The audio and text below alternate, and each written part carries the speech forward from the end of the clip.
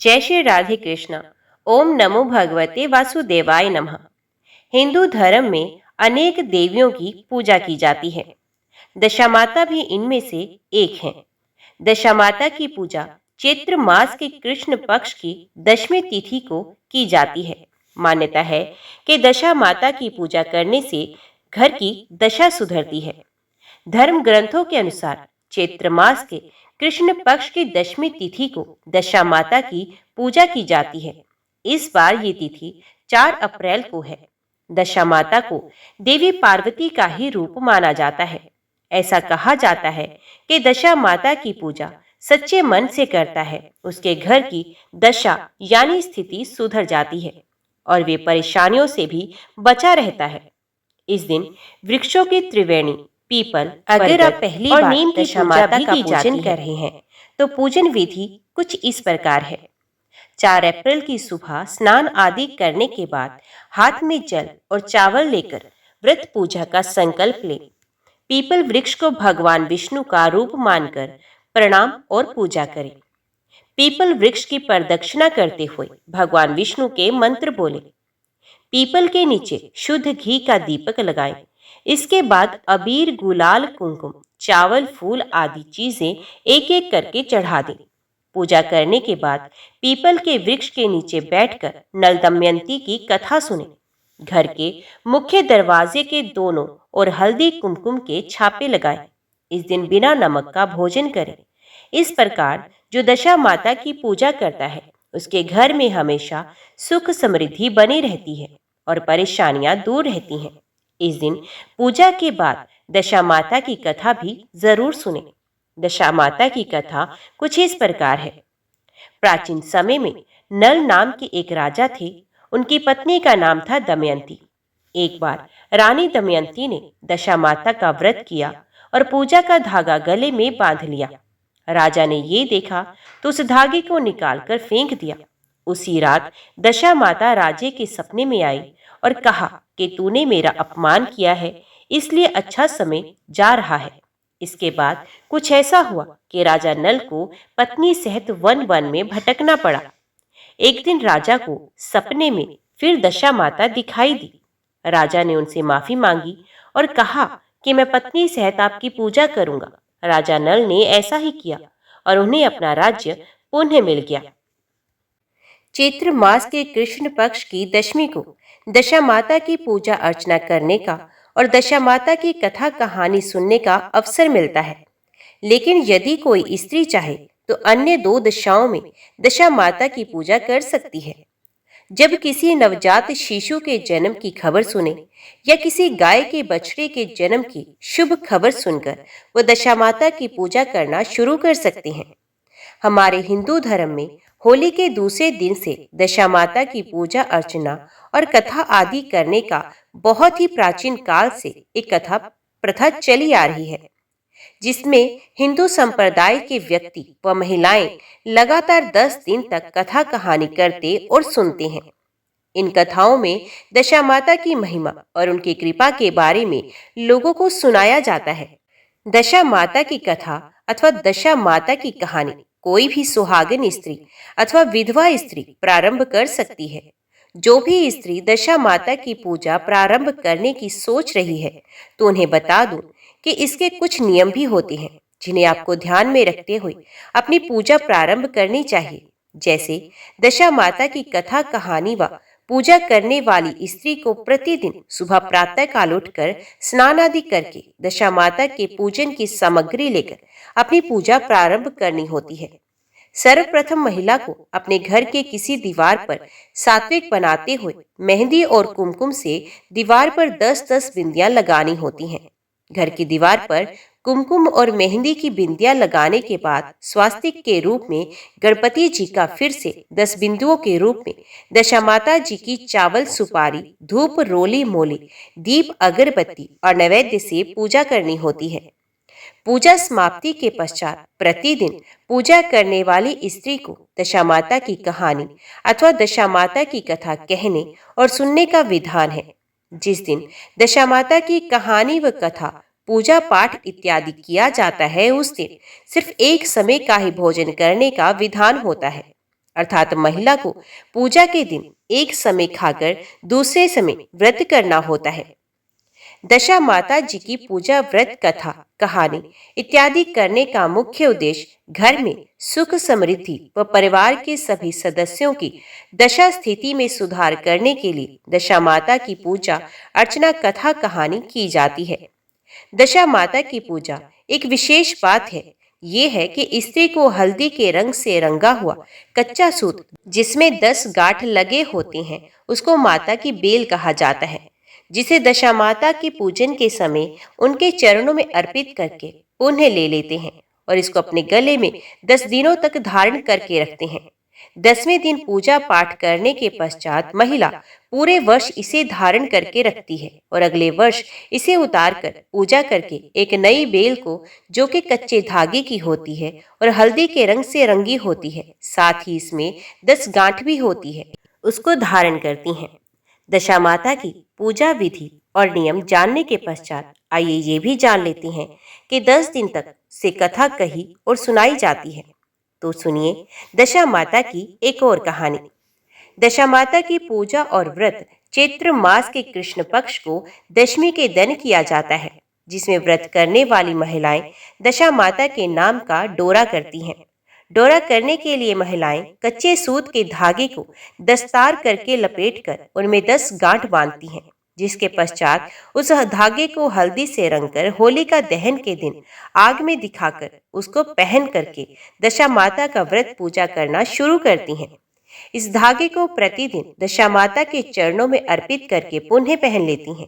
ऐसे कुल 10 दिन तक लगातार करती हैं और आखिरी के 10वें दिन धागे की पूजा करके तो पूरे वर्ष अपने गले में धारण करती हैं। ऐसा इसलिए किया जाता है ताकि उनके घर की दशा सदैव बनी रहे, कोई भी विपदा ना आए। उसके लिए ही महिलाएं दशा माता की कथा पूजा करती हैं। दशा माता की महिमा हम उनके कथा के अनुसार ही समझ सकते हैं। तो आइए कथा दशा माता की कहानी प्रारंभ करते हैं। दशा माता की कथा प्रारंभ करने से पूर्व अपने हाथ में गेहूं के 10 दाने रख लें, क्योंकि जो भी स्त्री दशा माता का व्रत करती है उन्हें पूजा इत्यादि करने के बाद दशा माता की कुल 10 कथाओं को सुनना पड़ता है, तभी व्रत सफल हो पाता है। दशा माता की 10 कथाओं को हम एक कहानी के आधार पर जानेंगे, जिसमें राजा नल और रानी दमयंती की कहानी है। तो चलिए दशा माता की कथा, दशा माता की कहानी शुरू करते हैं। तो बोलो दशा माता की जय। किसी राज्य में राजा नल और रानी दमयंती रहा करती थी। राजा नल अपना साम्राज्य बहुत ही शान से और शांतिपूर्ण तरीके से चला रहे थे। रानी दमयंती भी बहुत सुख से नल के साथ अपना राजसिक जीवन व्यतीत कर रही थी। उनके राज्य में धन धान्य की कोई कमी नहीं थी और जनता भी राजा नल और रानी दमयंती से बहुत खुश थी और उनका बहुत सम्मान करती थी। एक दिन रानी को अपनी किसी दासी से दशा माता की महिमा की जानकारी प्राप्त हुई और उनकी दासी ने रानी दमयंती को दशा माता की महिमा के बखान करते हुए दशा माता की कथा और दशा माता की कहानी सुनाई। रानी दमयंती दशा माता की कथा सुनकर बहुत अधिक प्रभावित हुई और दासी से दशा माता की पूजा व्रत विधि के बारे में पूछने लगी। दासी रानी दमयंती को दशा माता की पूजा विधि और व्रत नियम आदि के बारे में पूरी जानकारी दी और उन्हें दशा माता की कथा भी सुनाई और कहा, पूजा के पश्चात आपको प्रतिदिन दशा माता की कहानी को सुनना है, तभी आपकी पूजा सफल होगी। अतः रानी दमयंती चैत्र मास की कृष्ण पक्ष की दशमी के दिन दशा माता के नाम से कच्चे सूत का डोरा दशा माता का बेला बनाती है और उस डोरे को होलिका दहन के दिन अग्नि दिखाकर अपने गले में धारण करके दशा माता की पूजा प्रारंभ करती है और प्रतिदिन दशा माता की कथा सुनती और अन्य दासियों को भी दशा माता की कथा सुनाती है। चूंकि रानी दमयंती दशा माता की पूजा करती थी, तो उनके गले में कच्चे सूत की डोरी एक दिन राजा नल ने देख ली और उन्होंने महारानी दमयंती के गले से वे कच्चा सूत जो दशा माता का बेला था उसको तोड़ दिया, ये कहते हुए कि एक रानी के गले में मात्र हीरे जवाहरात के आभूषण और गहने ही शोभा देते हैं, कोई साधारण सूत का धागा नहीं। ऐसा कहते हुए राजा नल ने रानी के गले से धागा तोड़ दिया। रानी बहुत दुखी हुई, लेकिन वे आने वाली मुसीबत से बिल्कुल अनजान थी। कुछ समय बीता, राजा नल की राज्य व्यवस्था बिगड़ने लगी। दिन प्रतिदिन उनके राज्य की संपत्ति समाप्त होने लगी। इतना ही नहीं, धीरे धीरे करके उनकी महल से पत्थर के टुकड़े गिरने लगे। राजा नल और रानी दमयंती को कुछ समझ में नहीं आया कि ऐसा क्यों हो रहा है। अचानक से इतनी ज्यादा मुसीबत कैसे उनके राज्य और राजमहल पे टूट पड़ी। दोनों यही सोचकर परेशान थे। राज्य की स्थिति इतनी खराब हो गई कि लोग दाने दाने को तरस गए। अंततः राजा ने राज्य त्यागने और दूसरे राज्य में जाकर धन कमाने का निश्चय किया और रानी दमयंती को कुछ दिन के लिए उनके मायके जाने को कहा। किंतु रानी दमयंती एक पतिव्रता स्त्री थी। उनके लिए उनका पति ही सब कुछ था, अतः उन्होंने जाने से मना किया। इस तरह से दोनों अपना राज्य त्याग करके दूसरे राज्य की तरफ रवाना होते हैं। राजा रानी भूखे प्यासे दूसरे राज्य की ओर चले जा रहे थे। चलते चलते बहुत समय हो गया और संध्या भी होने लगी, तो उन्होंने विश्राम के लिए पास के एक माली के पास गए और उसे रात गुजारने के लिए शरण मांगी। माली का बगीचा बहुत ही सुंदर और हरा भरा था। राजा रानी दोनों माली के सुंदर से बगीचे में पूरी रात विश्राम करते हैं और सुबह जब उनकी नींद खुलती है तो उन्होंने देखा कि पूरा बगीचा बंजर बन गया है। उनको समझ नहीं आ रहा था कि ऐसे कैसे हो सकता है। एक ही रात में हरा भरा बगीचा बंजर कैसे हो सकता है। तभी वहां माली आ जाता है और अपने बंजर बगीचे को देखकर राजा नल और रानी दमयंती को बहुत खरी खोटी सुनाता है और उन्हें वहां से जाने को कहता है। अब दोनों सुबह सुबह फिर से अपनी मंजिल की तरफ आगे बढ़ते हैं। आगे जाते जाते उन्हें एक तेलन दिखाई देती है। गड़ी धूप भी थी और अतः उन्होंने तेलन से उसके यहाँ विश्राम करने के लिए शरण मांगी। तेलन ने अपने यहाँ रुकने के लिए सहमति दी और उन्हें शरण दी। तेलन का पूरा घर तेल के डिब्बे से भरा हुआ था, लेकिन जब उसने देखा तो उसका पूरा तेल का डिब्बा खाली हो गया। उसको समझते देर न लगी कि ये दोनों कोई अभागी हैं, अतः उन्हें कोसते हुए जाने को कहती है।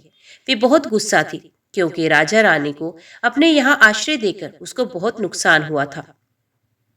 थोड़ी ही दूर जाकर वे एक वृक्ष के नीचे विश्राम करने लगती हैं।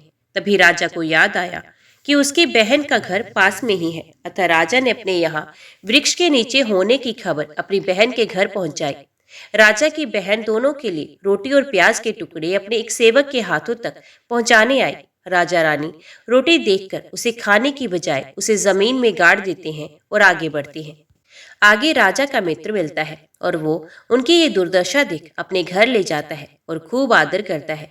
तभी उनके घर में एक मोर आता है और वो घर की खूंटी पर लटका हुआ एक स्वर्ण हार निगल जाता है, जिसके बारे में किसी को खबर नहीं होती है। तभी राजा के मित्र के पत्नी की नजर खूंटी पर पड़ती है। वह हार ना पाकर अपने पति से कहती है, कैसे मित्र हैं तुम्हारे जिन्हें अपने शरण दी, उन्हीं ने घर में चोरी कर ली। इतना सुनते ही राजा का मित्र उसे चुप करते हुए कहता है कि उसका मित्र चोर नहीं, आज उसकी दशा सही नहीं हो सकता है, उसको उस हार की आवश्यकता हो, इसलिए उसने हार लिया होगा जिसको वो बाद में हमें लौटा देगा। अपने मित्र और उसके पत्नी की बात राजा नल और रानी दमयंती सुन लेते हैं और दोनों वहां से प्रस्थान करते हैं। रास्ते में चलते हुए रानी को स्मरण हुआ कि ये सब हो ना हो दशा माता का व्रत भंग होने के कारण हो रहा है, और वो राजा से कहती है, हमारी दशा खराब है, तभी हर कोई हमारा वैरी बन गया है। राजा भी अब तक सब समझ चुका था, लेकिन दोनों के पास पछताने की सिवाय कुछ ना था। कुछ दिन की यात्रा के बाद वे एक राज्य में पहुंचते हैं। वहां पर राजा रानी काम खोजकर अपना गुजारा करते हैं। वैसे ही पूरा साल बीता और चैत्र महीना नजदीक आया। रानी दमयंती दशा माता की कथा पूजा व्रत करने की बात राजा से करती है।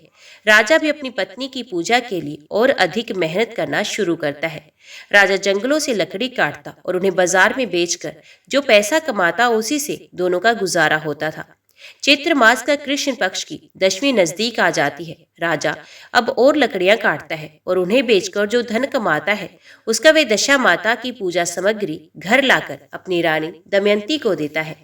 रानी होलिका के दिन कच्चे सूत का डोरा अर्थात दशा माता का बेला बनाती है और उसे अपने गले में धारण करती है।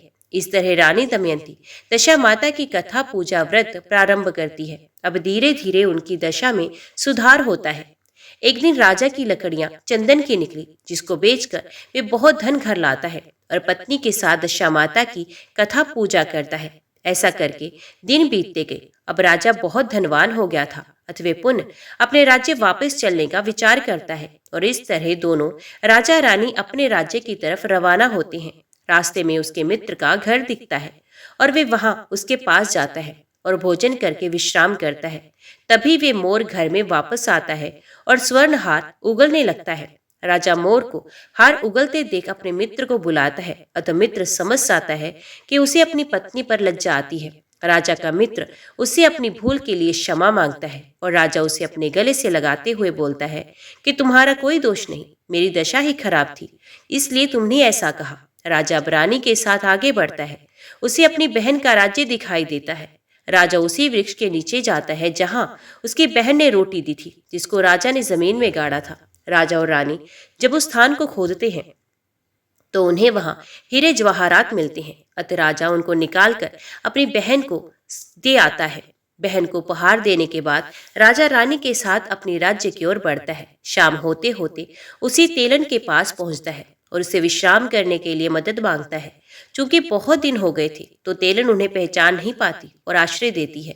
सुबह जब नींद खुली तो वे आश्रय से चकित हो गई, क्योंकि जिस गोदाम में तेल ना राजा रानी को विश्राम के लिए रोका था उसमें तेल की खाली टीनें थी जो पूरी भर गई थी। तब राजा उसे बताता है कि वे दोनों वही अभागे हैं कुछ दिन पहले जिनके चरण मात्र पड़ने से तुम्हारा गोदाम खाली हो गया था, लेकिन आज दशा माता की महिमा के कारण तुम्हारा गोदाम पुनः पहले जैसा हो गया। अब राजा पहुंचता है उस बगीचे पर जहां उनके रुकने से पूरा बगीचा बंजर हो गया था। लेकिन राजा के पहुंचते ही माली का बगीचा और भी ज्यादा सुंदर और हरा भरा हो जाता है, जिससे माली राजा की जय जयकार करता है और उन्हें विदा करता है। अब राजा अपने राज्य में प्रवेश करते हैं। राजा नल और रानी दमयंती को देख पूरा प्रदेश हर्षोल्लास से भर जाता है। हर तरफ खुशियों का माहौल छा गया।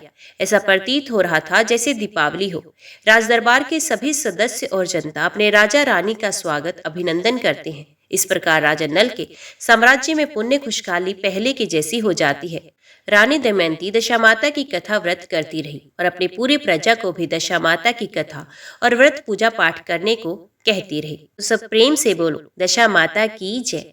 आज की वीडियो में इतना ही। उम्मीद करती हूँ वीडियो आपको पसंद आई होगी। वीडियो पसंद आई हो तो वीडियो को लाइक और चैनल को सब्सक्राइब जरूर कीजिएगा। जय माता दी लिखकर कमेंट बॉक्स में अपनी हाजिरी और अपने सुझाव देना ना भूलेगा। तो मिलते हैं अगली कथा अगली वीडियो के साथ। तब तक के लिए देखते व सुनते रहिए। जय मां कंजक, जय माता दी।